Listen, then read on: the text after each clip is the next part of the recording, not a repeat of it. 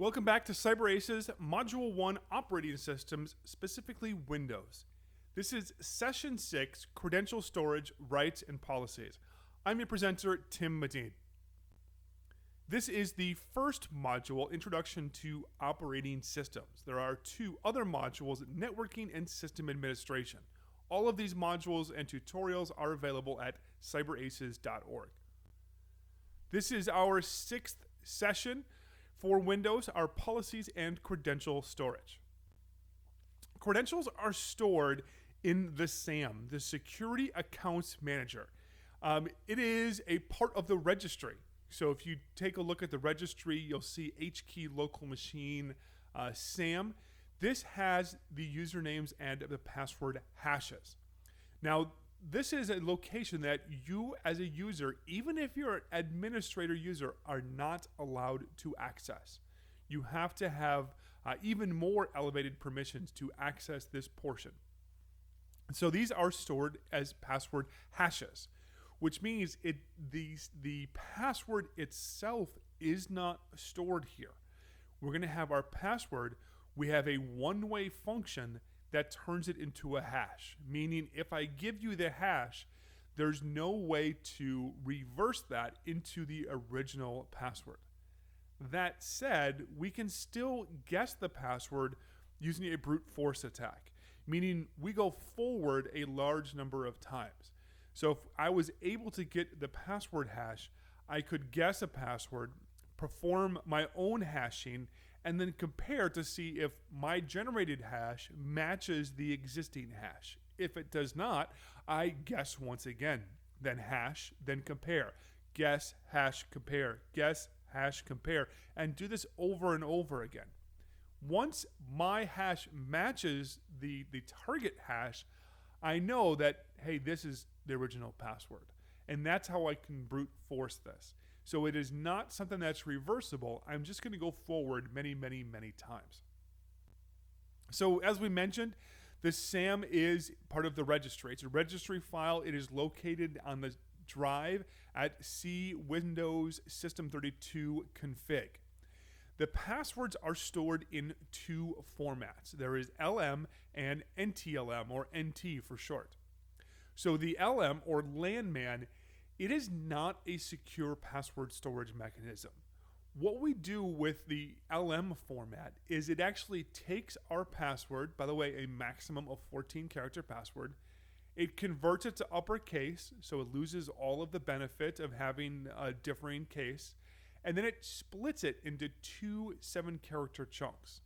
This is the reason why we no longer use the LM password. In fact, in Vista and later, the LM password is no longer stored. Now you could change that option. I highly suggest you do not, but instead of storing the password in the LM format, it's going to store the null hash.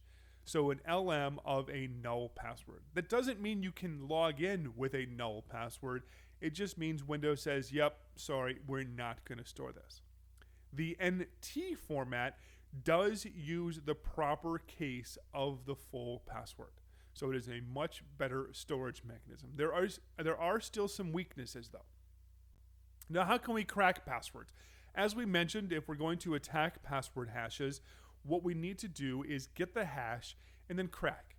So if I could escalate to system permissions, extract those password hashes in one way or another, what I can do then is I can, as we mentioned, guess, hash, compare. Guess, hash, compare, and do this over and over and over again.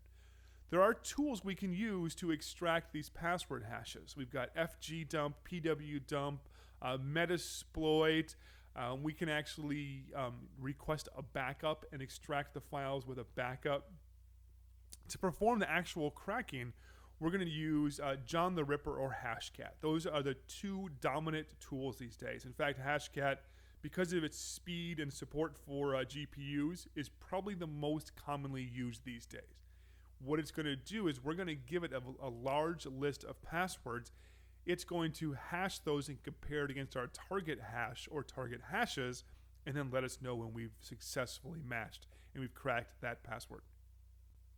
Alternatively, instead of cracking passwords, we might be able to get clear text credentials from RAM.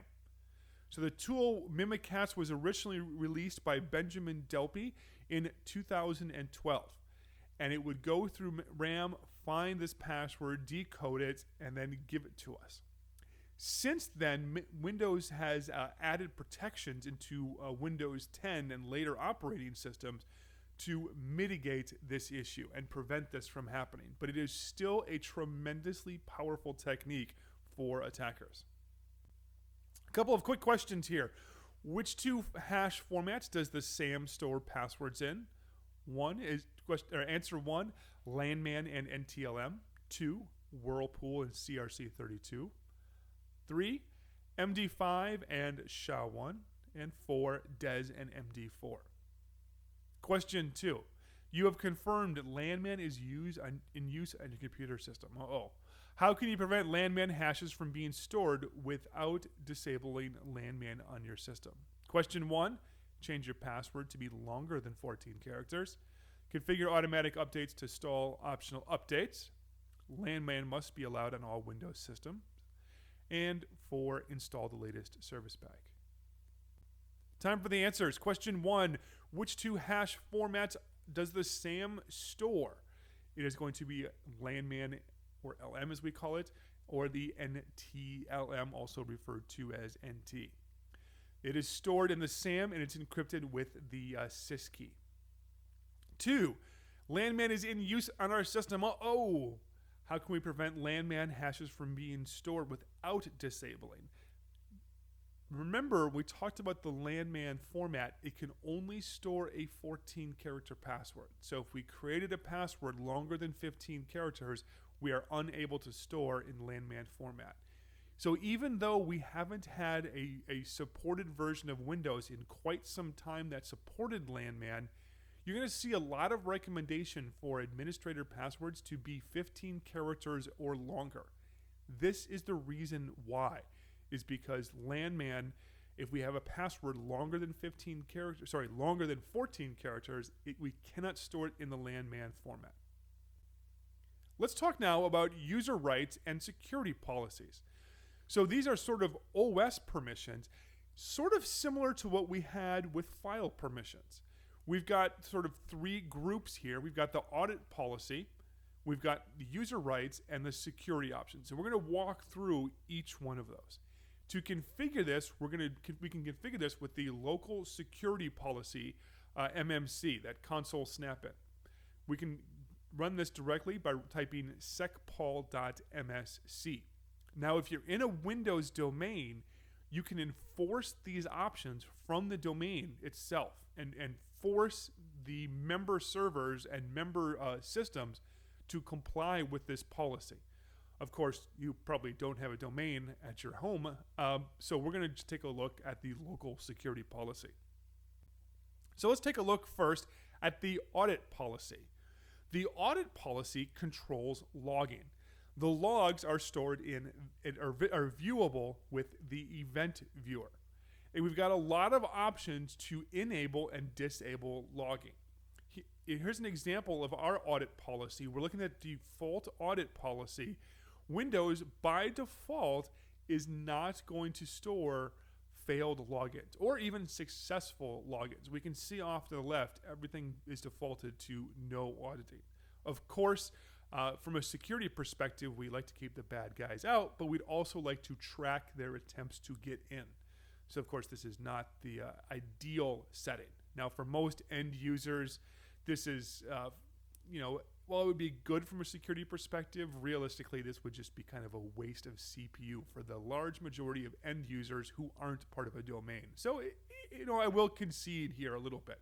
In the enterprise, though, this is a terrible, terrible, terrible idea. User rights. These are going to be permissions on the operating system itself.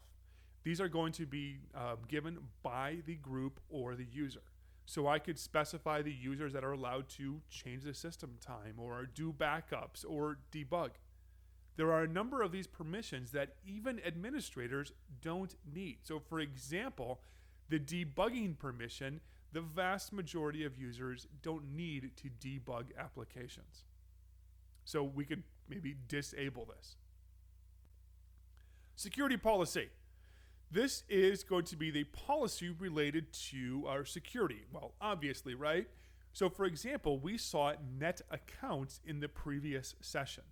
With net accounts, we could see things related to the password. What were the complexity requirements? What was the expiration? This is where that information is going to be stored. Other interesting things we can have here. For example, we can rename the administrator account or have a login banner. One of the reasons why we might change the local administrator account, rename it, is because every bad guy knows there is an account on Windows systems called administrator. And if we change that name, it now means the attackers don't know the administrator account. They don't know the name of that account and have to guess that as well as the password. Couple of review questions here. Question 1. In which section of the local security policy do you grant a user the ability to change the time zone? Is that going to be the audit policy, administrative templates, user right assignment, or security options? In what section of the local security policy do you control whether Control-Alt-Delete is required before you log in? Again, same options. Now in this case, I would suggest pause here, take a look around the security policy on your system and find where these are. Even if you know the answer, familiarize yourself with these policies a little bit. So take a minute or two, take a look at that, and then continue on when you are ready. Okay, time for the answers. In which section of the local security policy do you grant a user the ability to change the time zone? User rights assignment. Question 2. In which section of the local security policy do you control whether Control-Alt-Delete is required before you log in? The answer here is our security options. All right, so an exercise, even more fun stuff for you to do. Take a look at your system settings and answer these couple of questions. First, when do passwords expire? What is the expiration? How many bad passwords before we trigger a lockout? When a lockout occurs, how long is that going to last? And then what is the minimum password length? If you're looking at the VM that you've installed, you're going to be looking at the default Windows settings. Now, if you've got a Windows host, take a peek there as well and see if there's any differences between the two. All right, so after you've done that exercise on your own, you have wrapped up the exercise. This completes our 6th session in Windows operating system. This session related to policies and credential storage.